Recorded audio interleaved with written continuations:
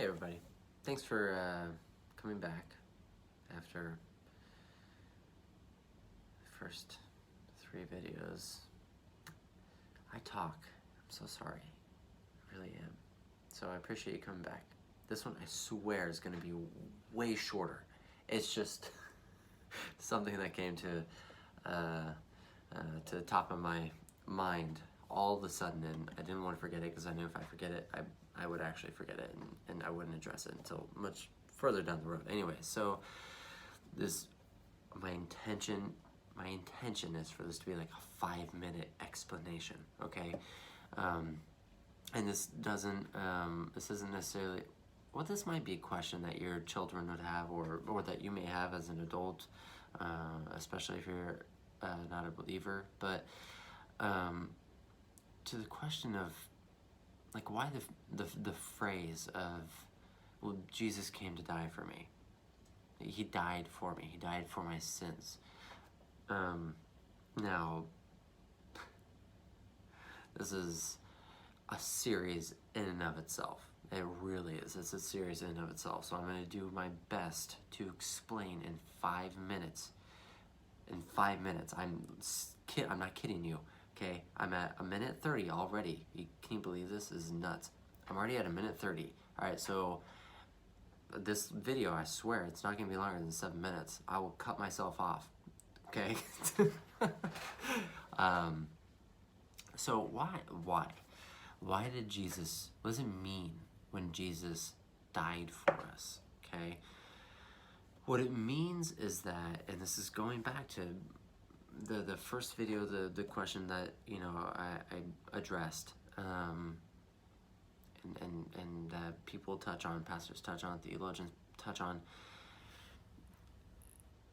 that we are sinful, right?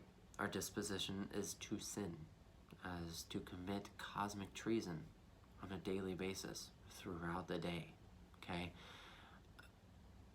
Now that, without getting into extremely deeply theological understandings about like penal substitution, whether that's a thing or not, in this situation, just know that there is an undergirding, if you will, of like law speak, okay, legalese, if you will, found within the scriptures, okay. So there's that component when it comes to certain languages and themes or understandings. But all that to say, you commit a crime, you pay for the crime. How you pay for the crime, that's up to the justice system. Whether you're put to death, whether you're put in jail, put in prison, whether you're on probation, that's up to the justice system, okay? On the spiritual front, right, God is the one that creates the laws, and he is the one that executes the laws and judges, right? So he is judge, jury, and executioner, if you will, in a sense, okay? But the thing we need to understand about God is he is perfect. His standards are perfect. Whether you agree with the standards or not, they are perfect, okay? So, and he is just. This is another thing. It's not just that his standards are perfect, it's that he is just. He doesn't actually damn one person that doesn't deserve it. Not one, right? We see this in the story of Sodom and Gomorrah, with Lot and his daughters, and Abraham. He doesn't damn one person that doesn't deserve it. But the scriptures say everybody does, right? So we deserve divine judgment. All of us, every single person, we deserve it. Because going back to the answer to the first question, whether you think about it, whether you realize it or not, you do commit sin on a relative regular basis. I mean, I do, right? Commit sin on a relatively relatively regular basis, and sin is cosmic treason. And what is the rightful remedy to cosmic treason? It's death, right? And so when the phrase is thrown out there, Jesus died for you, that literally means that he bore divine wrath for you. You deserve it. I deserve it. My wife deserves it. My children deserve it.